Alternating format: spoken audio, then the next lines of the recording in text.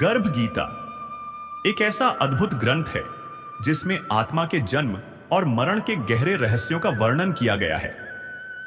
क्या तुमने कभी सोचा है कि आत्मा गर्भ में क्या अनुभव करती है? कैसे वो अपने पिछले जन्मों के कर्मों का फल भोगती है?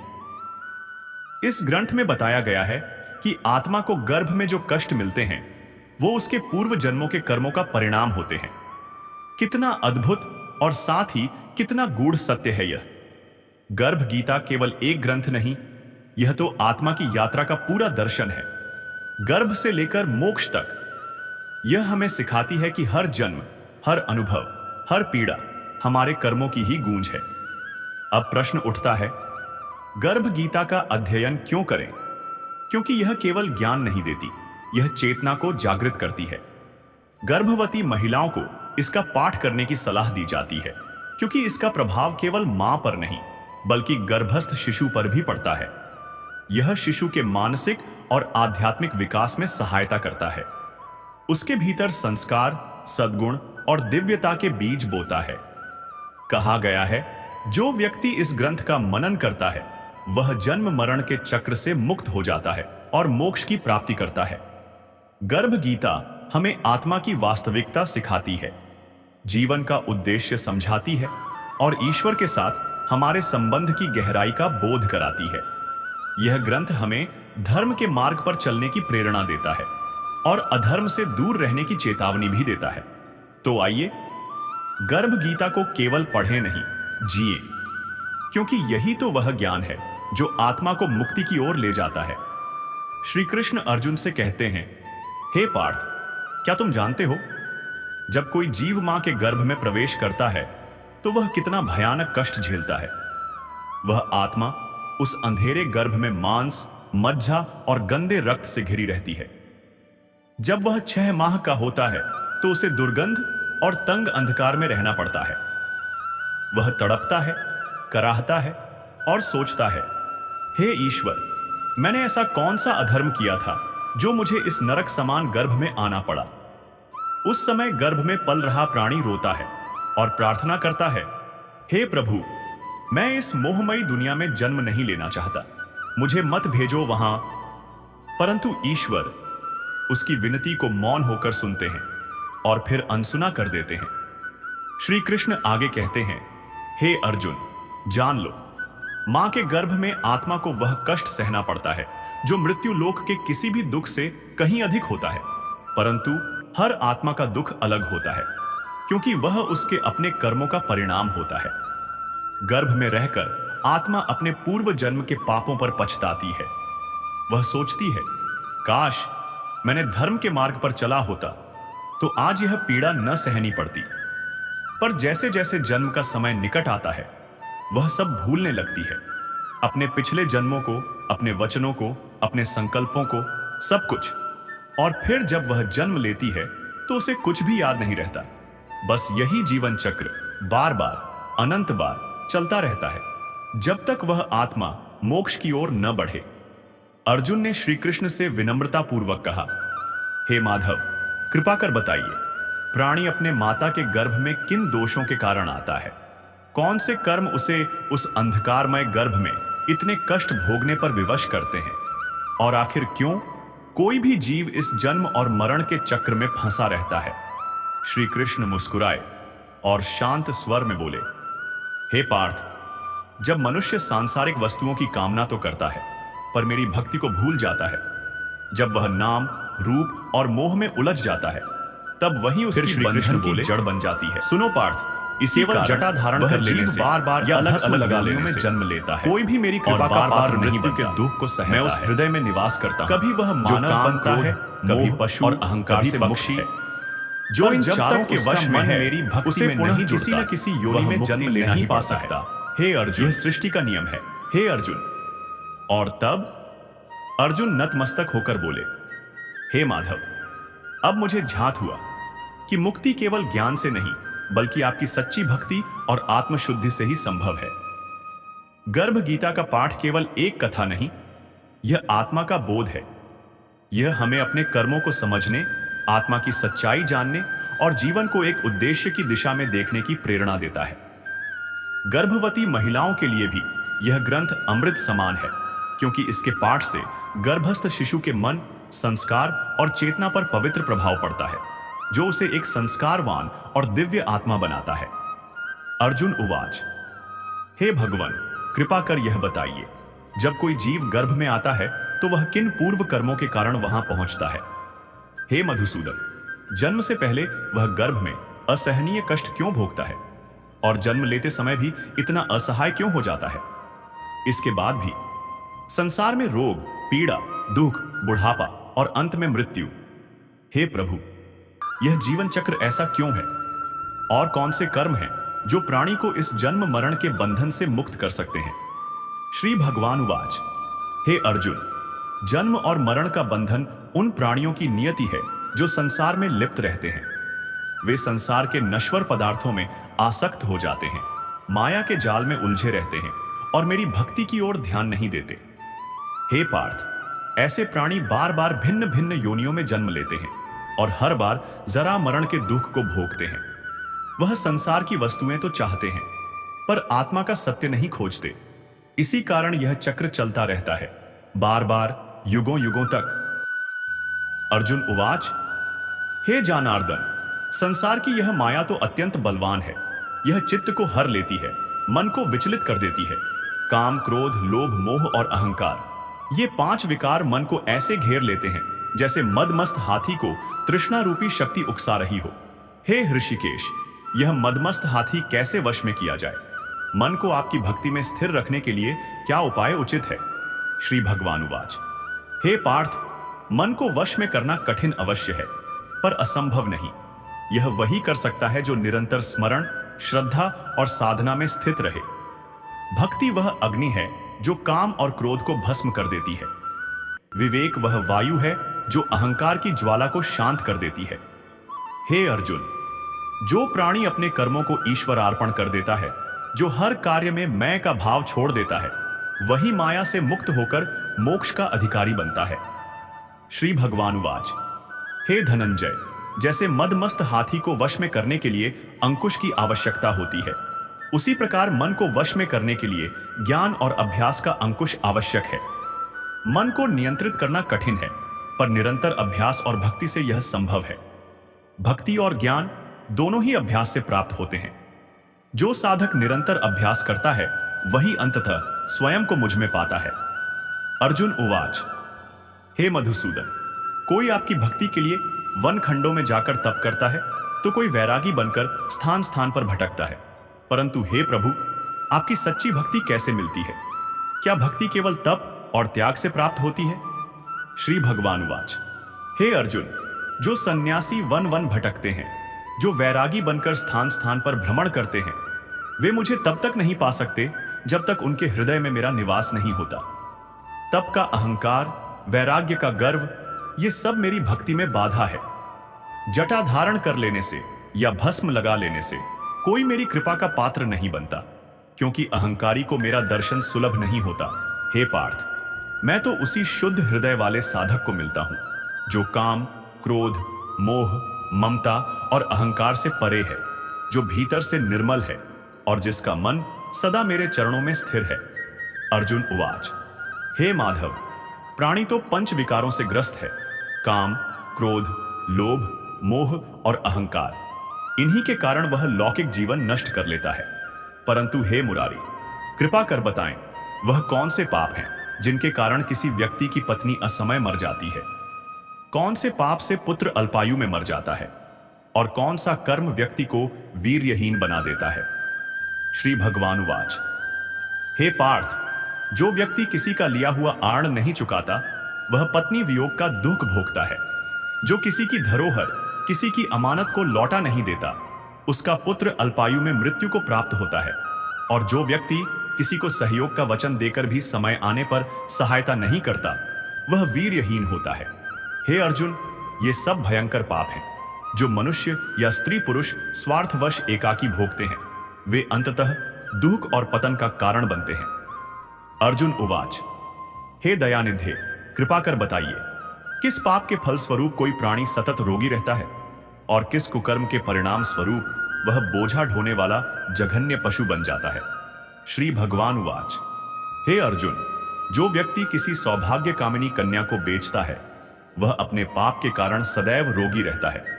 जो अभक्ष्य भोजन करता है या मादक द्रव्यों का सेवन करता है वह अधम योनि में जन्म लेता है।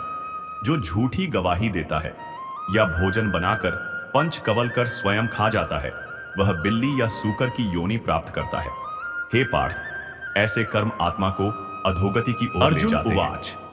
हे प्रभु, इस संसार में जिन मनुष्यों को आपने धन धान्य वैभव और उत्तम साधन दिए हैं उनका पुण्य क्या था?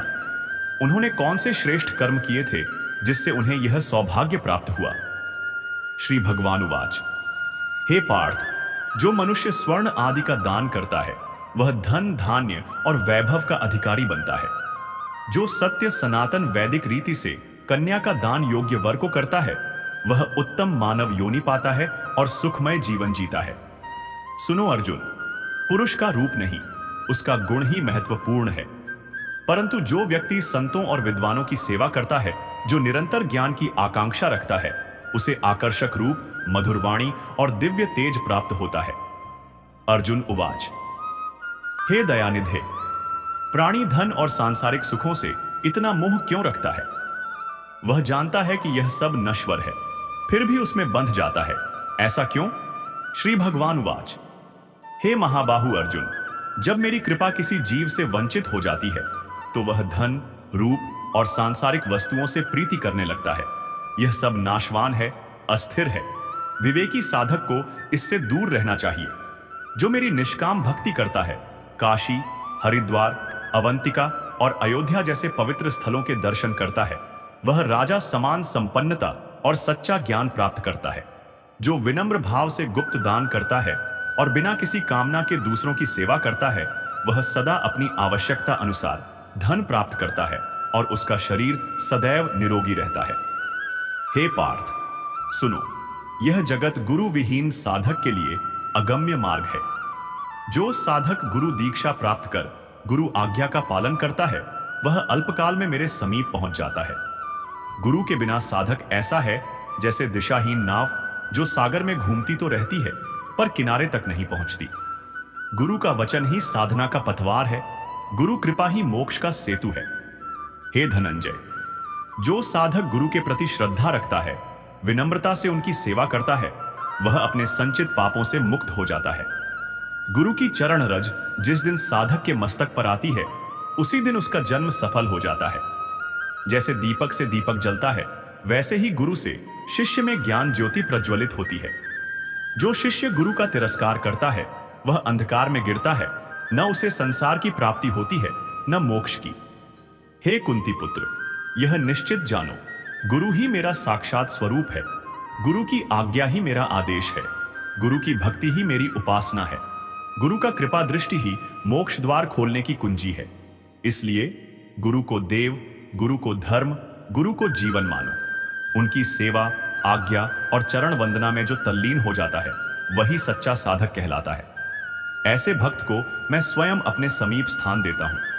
सुनो अर्जुन, साधु, गृहस्थ, इंजीनियर, अध्यापक, डॉक्टर, वकील, राजनेता, वैज्ञानिक, ये सभी बच्चे अपनी माता से जन्म लेते हैं। यही माता उन्हें संस्कार देती है। उनका पहला ज्ञान और पहला संस्कार उन्हीं की गोद में होता है। यदि माताएं शुद्ध और संस्कारी होंगी तो उनके बच्चे भी शुद्ध संस्कार प्राप्त करते हुए बड़े होंगे। हे अर्जुन, यह कितना महत्वपूर्ण है। पत्नी का कर्तव्य है कि वह विवेकपूर्वक घर और परिवार को संचालित करे। इस प्रकार परिवार सुधार में स्त्रियों की भूमिका अत्यंत महत्वपूर्ण है। अतः उनका आदर होना आवश्यक है, न केवल बड़े सदस्य का बल्कि छोटे सदस्य का भी। परिवार में गृहिणी, जन्मदात्री और संस्कारदात्री का आदर करना अत्यावश्यक है। वृद्धों का शरीर बल धीरे धीरे लुप्त हो जाता है। परिवार पर उनका शासन भी कम होता जाता है। अतः वृद्धों के मन में अक्सर निराशा, रूखापन और असंतोष उत्पन्न हो जाता है। धीरे धीरे वे थोड़े चिड़चिड़े हो जाते हैं और उनकी दृष्टि में चारों ओर सूनापन दिखाई देता है। इसलिए अर्जुन, परिवार के सदस्यों का कर्तव्य है कि वे वृद्धों को पूरा सम्मान दें, उनकी सेवा करें और उनका आदर करें। वृद्धों को यह अनुभव न होने दें कि उनके घर में उनका कोई महत्व नहीं रहा। उन्हें ऐसा महसूस होना चाहिए कि परिवार वाले उनके अनुगामी और उनकी सेवा में तत्पर हैं। अर्जुन, 10 दिनों के बाद तुम भी वृद्ध हो जाओगे। जो आज वृद्धों की सेवा करोगे वही तुम्हें बुढ़ापे में मिलेगा।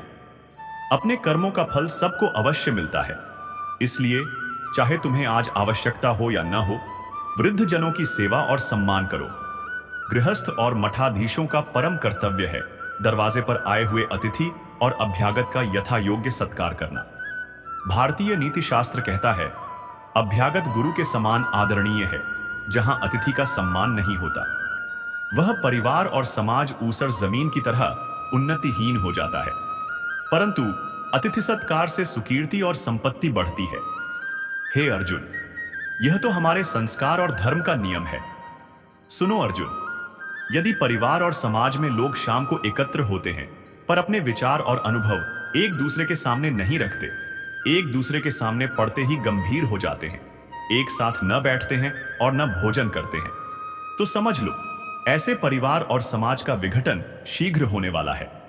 परंतु यदि परिवार और समाज के लोग शाम को इकट्ठे हों, हंस हंस कर अपने अनुभव साझा करें, मालिक या परिवार के मुखिया को अपने कार्यों का लेखा जोखा दें और एक दूसरे के सामने निश्चल भाव से बातें करें, तो यह निश्चित रूप से शुभ लक्षण है। ऐसे समाज और परिवार में सुख, सौहार्द और सामंजस्य का वास होता है। अर्जुन, कोई व्यापार घाटे में चले, यह व्यापार नहीं है। सच्चा व्यापार वही है जिसमें मूलधन सुरक्षित रहे और मुनाफा निरंतर वृद्धि करता रहे।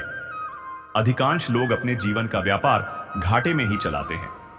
अधेड़ अवस्था में जो थोड़ी प्रसन्नता शेष रहती है, वह बुढ़ापे में काफूर हो जाती है। इस प्रकार मानव जीवन यदि केवल कामना, अहंकार, प्राणियों से द्वेष, क्रोध, असहनशीलता और मुकदमेबाजी में बिता, तो जीवन का व्यापार निरंतर घाटे में चलता है और अंत में उसका दिवाला पिट जाता है। अर्जुन, जो जीवन हंसी, प्रसन्नता और सरलता में जीने योग्य है, वह ईर्ष्या, द्वेष, दुख और संताप में जल जलकर बर्बाद कर दिया जाता है। यह तो वही है जैसे अपने हाथ से स्वर्ण को राख में बदल देना।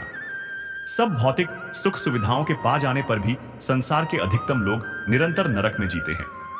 ईर्ष्या, द्वेष, कलह, वैमनस्य, वैर, चिंता, मानसिक उलझन आदि से लोग निरंतर पीड़ित रहते हैं।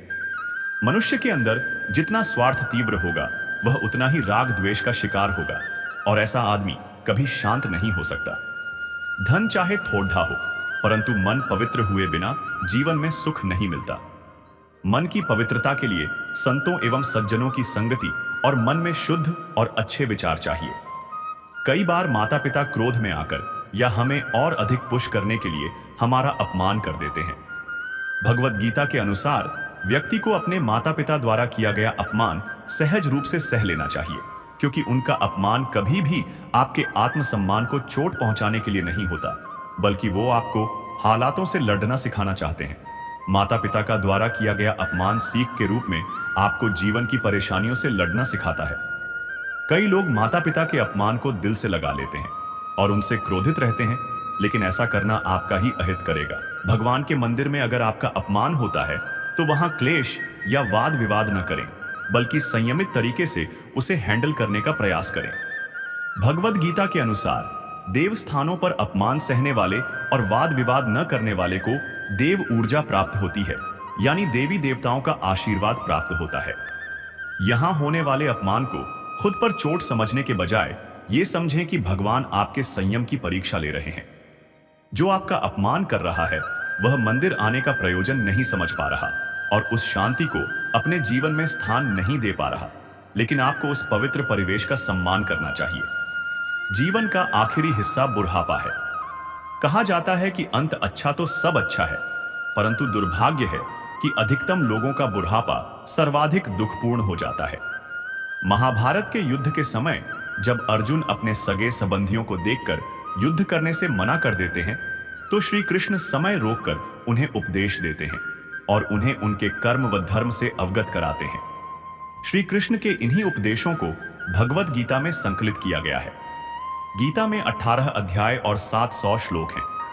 भारतीय परंपरा के अनुसार गीता का स्थान वही है जो उपनिषद और धर्म सूत्रों का है।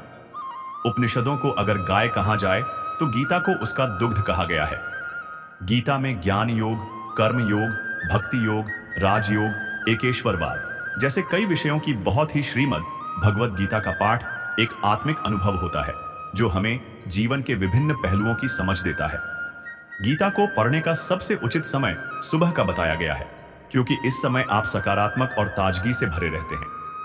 वैसे आप गीता का पाठ किसी भी समय कर सकते हैं और इसे लेकर कोई पाबंदी नहीं है, लेकिन अगर आप थके हैं, नींद में हैं या जबरदस्ती पढ़ रहे तो ऐसे गीता का पाठ बिल्कुल ना करें। कई लोग रात में सोते वक्त गीता का पाठ करते हैं, लेकिन ऐसा करने से आपका सोने पर अधिक ध्यान रहता है और गीता के ज्ञान पर नहीं। जब तक आपका दिमाग शांत और सकारात्मक ना हो, गीता का पाठ ना करें। गीता को पेज देने वाली चीज नहीं है और ना ही इसे रूटीन के कारण पढ़ना चाहिए, बल्कि जब तक आप इसे गहराई से समझने को तैयार ना हो। आज हम पहला पाठ प्रारंभ करेंगे जिसमें अर्जुन श्री कृष्ण से कई तरह के सवाल करते हैं, जैसे आत्मा जन्म मरण के चक्कर में क्यों घूमती है, मन को कैसे वश में किया जाता है, ईश्वर को कैसे और कौन पा सकते हैं, जिसका उत्तर भगवान बड़े ही सरल शब्दों में देते हैं। श्री कृष्ण द्वारा अर्जुन को प्राणी के जीवन मरण और आत्मा के अबूझ रहस्यों के बारे में जो ज्ञान दिया गया है वही गर्भ गीता कहलाता है। यह ज्ञान आपको और आपके शिशु को जीवन में सही राह चुनने में हमेशा मदद करेगा। भारत की महान संस्कृति सदैव संस्कारों के महत्व को बताती है। यहां जन्म से लेकर मरण तक 16 संस्कार बताए गए हैं। महर्षि चरक के अनुसार संस्कारो ही गुणंतराधान मुच्यते, अर्थात नए गुणों को जागृत करना ही संस्कार कहलाता है। संस्कार से मनुष्य के मन, बुद्धि और भावनाएं विकसित होती हैं। संस्कार से दैवी गुण उत्पन्न होते हैं। यह मानव के समग्र विकास के लिए अति आवश्यक है। 16 संस्कारों की श्रृंखला में पहला संस्कार गर्भधारण से पहले किया जाता था। इसका संदेश यह था कि पति पत्नी शारीरिक और मानसिक रूप से स्वस्थ हैं और वे एक शुभ संतान को जन्म देने के योग्य हैं। हे अर्जुन, आज भी यही ध्यान रखना चाहिए। बस भाववश आकर गर्भधारण करना पर्याप्त नहीं है। भावी माता पिता को पूर्ण रूप से तैयार होना चाहिए, तभी गर्भधारण करें। उस समय से ही शुभ संतान के लिए प्रार्थना प्रारंभ कर देनी चाहिए और गर्भावस्था के संपूर्ण काल में माता को विशेष ध्यान रखना चाहिए। गर्भस्थ शिशु को प्रसन्नचित और जागृत बनाना, उसकी मेधावी प्रतिभा के लिए रोज गर्भ संवाद द्वारा शुभ विचार पहुंचाना। हे अर्जुन, यह ध्यान और संस्कार ही शिशु के जीवन में संस्कार, बुद्धि और सकारात्मकता भरता है। सच्चे संस्कार ही सृष्टि का मूल आधार है। धन्यवाद दोस्तों। यदि आपको यह वीडियो पसंद आया हो तो इसे लाइक जरूर करें और ऐसे आध्यात्मिक ज्ञान और संस्कारों से जुड़े वीडियो के लिए हमारे चैनल गीता संस्कार को सब्सक्राइब करना न भूलें। साथ ही बेल आइकन दबाकर नए वीडियो की सूचना सबसे पहले पाएं। याद रखें, संस्कार ही जीवन की सबसे बड़ी पूंजी है। अच्छे संस्कार, सच्चा ज्ञान और भक्ति का मार्ग अपनाएं और अपने जीवन को उज्जवल बनाएं। गीता संस्कार के साथ जुड़े रहिए, जहां हर दिन हर पल आपको ज्ञान, प्रेरणा और सही दिशा मिलती रहे। जय श्री कृष्ण।